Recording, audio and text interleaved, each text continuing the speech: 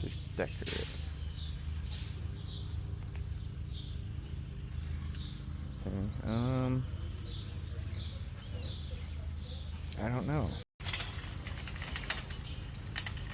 And it's gonna be in the part away from the dog, so you know you gotta be careful when you're planting things around animals, and make sure you check that it's safe if they can get to it. But all this stuff is gonna be in an area that Bella does not have access to.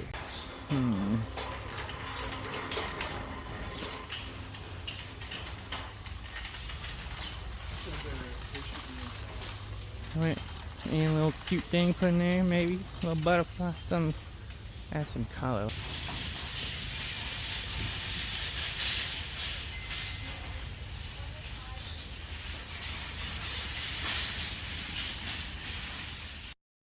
Alright, there we go, folks. Got everything loaded up nice and secure, so hopefully it doesn't make a mess.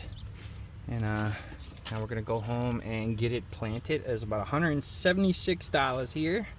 And so yeah, hit that notification bell so you can come back and see what's going on in the garden, and smash that like button, subscribe, become a member, do all that fun stuff.